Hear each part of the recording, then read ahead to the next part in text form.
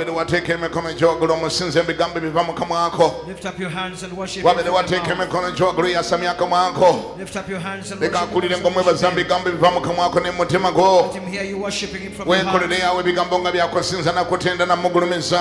And sometimes to exalt him. Ngotade mikono jogolo n'omutima ngo guwanise. Lifting up your heart and your mind. Ebirowoozo byo ngo biwanisa amatu n'amaaso ngo bitadde gyali. Let's looking unto him. Wena nga wewaddeyo leka akulabe nga kyekyakuleese. Presenting yourself to him Genda mu wholeheartedly. kubeerawo okwe nga gy'oli nti oliwo wekka wano. Enter into his presence as if you're alone. Genda mu kubeerawo okwe ng'oli nga gy'oli nti mwa mu kizimbe kyonna gwe wekka Go gw'oliwo. into his presence as if you're alone. Leka awulire eddoboozi lyo ng'oli nga wekka gwe Let wasabye. him hear your voice as if you're one. Weerabe nga gy'oli nti gwe wekka gw'oli mu maaso ga Namulondo ey'ekisa. Thank him as if you're the only one before the throne. Weerabe nga gy'oli nti gwe wekka gwe gwe yajjirira okulokola. As if he came to serve you only. Weerabirire nga gy'oli nti gwe wekka gwe yajja okufiirira. Consider yourself as if you came to care for Ebyabalala byonna bisooke bireme kukwatako naye gwe ebibyo. all other things shouldn't touch you, but your Kubanga ne bwe walibadde nga gwe mwonoonyi wekka wekka yali ku nsi era Yesu yalibadde afa ku musaalaba ku Even lulwo. if you're the only sinner in the world, Jesus will Teyakufiirira die nga for you. kibinja, yakufiirira gwe nga He gwe. didn't die for you as a crowd, but you Obulamu bwe personally. tewabuwa teyabuwaayo ng'abuweera gurupu, yabuweerayo He gwe. gave his life for a group, but for Naye you. gwe gwe yayagalira agamba mu kigambo kye nti tewali omuntu alina okwagala okulinga okwo. You he loved and says, no man has greater love Omuntu okutuuka okuwaayo obulamu bwe ku lwa mikwano for gye. a man to give his life for his Weebale friends. Yesu omulimu gwe watukolera taata.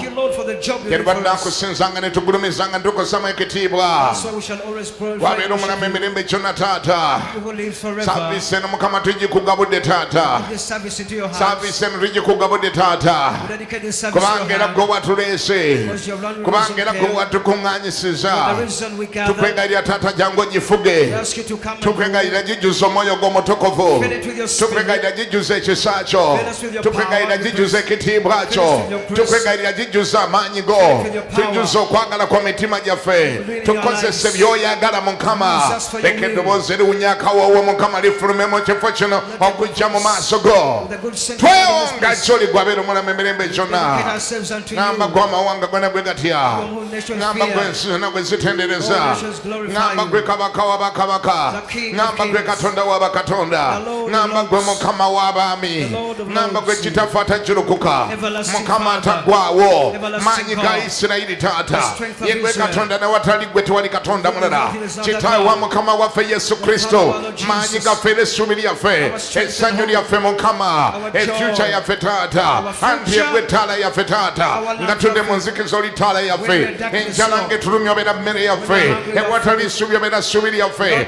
Nga tunafuye oli maanyi gaffe. Nga tudde mu nzikiza oli ttaala yaffe. Ennyonta bwe tuluma oli mazzi gaffe. Nga tetumanyiddwa gw'otubeererawo.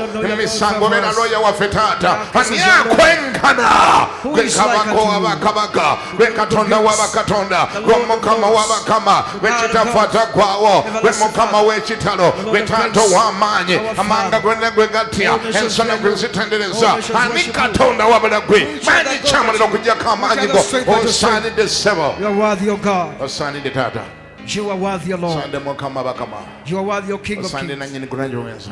Oh, no power Wayaliwo era before liwera agenda okuba. who was and is Eggulu to come. lyonna gwe livunamira. The nations and gods Bamalayika gwe will bavunamira. angels bow to you. Basseraffe gwe banavunamira. The seraphims worship Bakerubi you. gwe bagamba nti osaanidde. The cherubims worship us, O Ayaliwo era Lord. liwera agenda okuba. Who was and is to Atula come. wakati mu kutangaala okutakoma. Who sits in everlasting Maanyi light. gaffe taata. Our strength, Era maanyi ga Isirayiri. strength of Israel. Omulangira w'abalangira. The Prince of Peace. Kabaka w'abakabaka. The King of kings. Kitaffe atagwawo taata. Everlasting Oli Father. ensonga yaffe yatuleese. The reason we Ye gwe came. ensonga yatuleese Mukama. The reason we're here. Tukakkana wansi omukono gwo. We humble ourselves under Tukakkana your hand. wansi w'ekisa kyo. Under your grace. Tukakkana wansi w'ekitiibwa kyo. Under your glory. Tusaasire Mukama. Have mercy Tusonyiwe upon us. obutali butuukirivu bwaffe Forgive bwonna. our unrighteousness. Tunaazira omusaayi gwo tutukuze. Wash us with your Tutereze blood. mu kkubo lya Mukama wange. Put us in your way. Ekisa kyo kitubuutikire taata. grace surround us. Mukama tubuutikize amafuta go. Cover us under your Tubuutikize anointing. ekisa kyo. With your Tubuutikize grace. okubeerawo okwo. Cover us with your Kyangu presence. ofuge mu lukuŋŋaana luno. Come and Kyangu reign. oyogere by'oyagala okwogera. And speak out Kyangu your heart. owereze gye tuli taata. Speak to us. Kyangu osumulule abalwadde. Come and deliver the Kyangu sick. owonye abalwadde. Heal the Kyangu sick. osumulule abasibiddwa. Deliver the Kyangu bound. onunule abawambe. Come Kyangu and deliver the okomyewo free. essanyu eri abatalina Set the ssanyu. captives Kyangu free. osibe emitima egimenyese. Bind the Kyangu brokenhearted. Mukama osumulule. Come and Kyangu heal. obuze ebizimba. Come and check Kyangu out your ojjuze Jesus. abantu b'omwoyo omutukuvu. Come and fill Kyangu them obajjuze with amaanyi go. Kyangu obateekeko ekitiibwa kyo. Come and give them the Leka glory. setaani awulire omuliro. Let the devil Leka hear the setaani fire. awulire omuliro. Let the devil Leka hear the emizimu fire. giwulire muliro. Let the demons feel the otuuka mukama taata ng'otuuka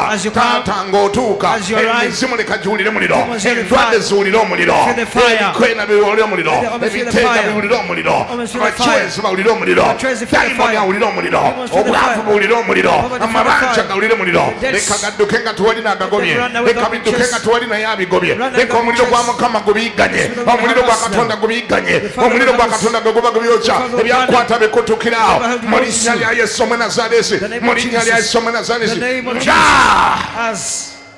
ng'omuliro bwe gubeera nga gutose ku muguwa ogw'obugogwa ng'omuliro bwe gweyisa nga gutose ku muguwa ogw'obugogwa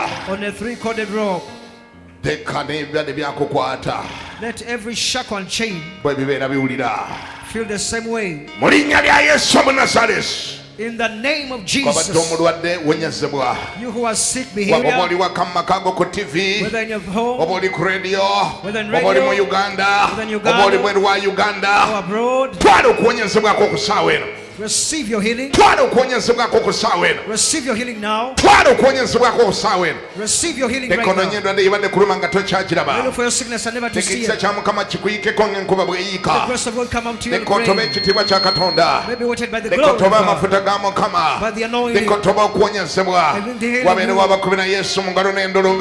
Some people clap for the Lord.